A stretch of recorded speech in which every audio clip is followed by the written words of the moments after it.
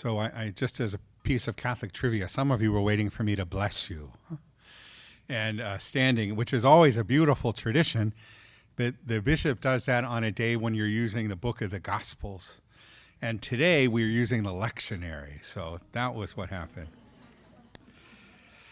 But what happens is often, even though today is a great feast, we still, it's a weekday, but it's a feast of Saint Mary Magdalene, one of the greatest of all saints.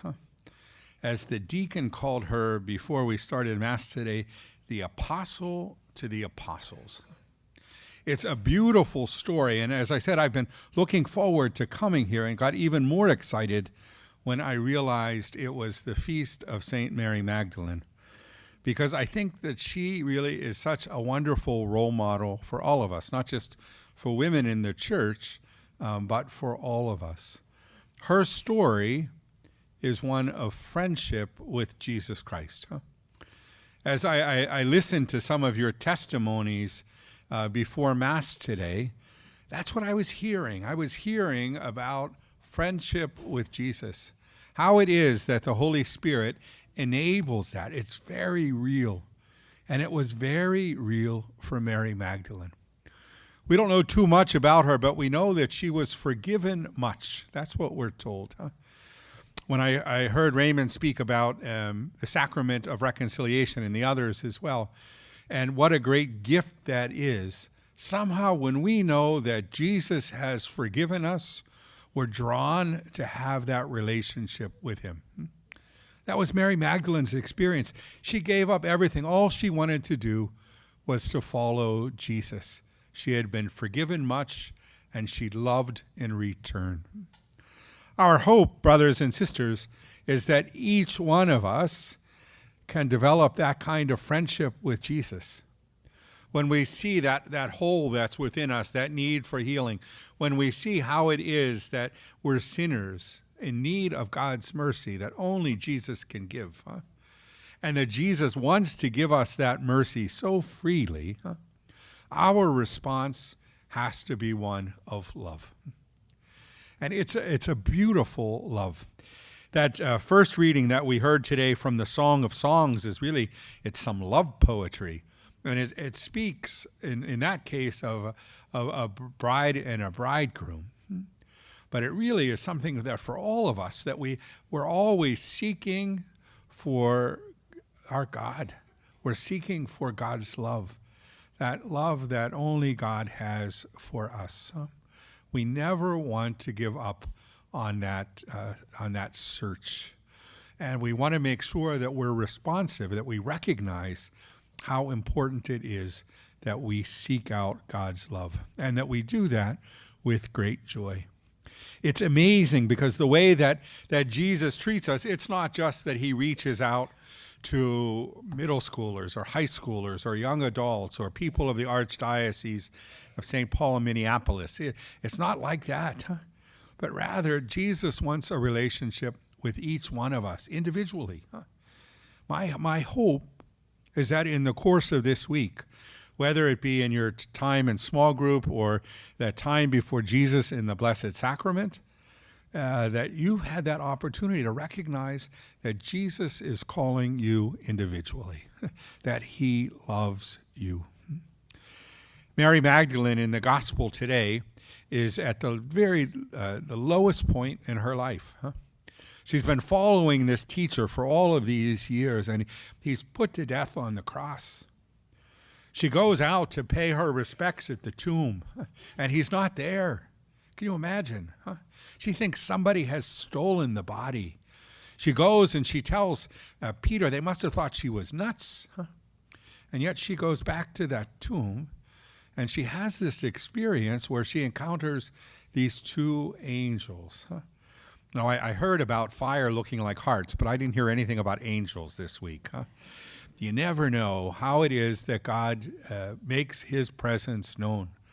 But for Mary Magdalene that day, there were those angels who were able to speak to her as she weeps, and to engage her in a question, woman, why are you weeping?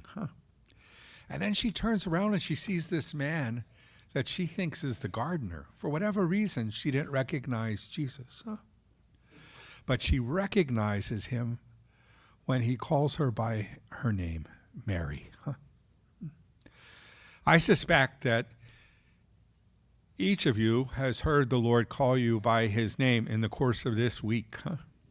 That you recognize that he knows you, that he relates to you as he relates to no one else. That each one of you has some part to play in the whole history of the world, in the history of the church.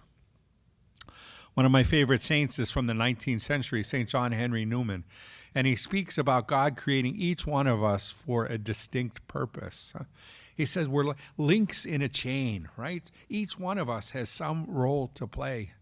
It's not just a generic part to play, but it's for each one of us in God's love. When Mary Magdalene hears Jesus call her by her name, Mary, she recognizes him, and she wants to do nothing but to give him service. She calls him teacher, for indeed Jesus is her teacher and her master. She has this powerful encounter with Jesus' love, and just as she's been motivated to spend these 3 years with him, so now she wants to do whatever it is that Jesus wants from her. And he sends her to go and to tell the apostles. She's the first. Some call her the proto-evangelist, the first evangelist, because she goes and she shares the good news that Jesus is truly risen.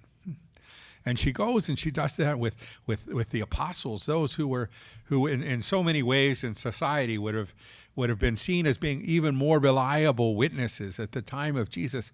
Women weren't worth that much as witnesses, And yet Mary does what Jesus asks of her, and she goes forth and she gives witness.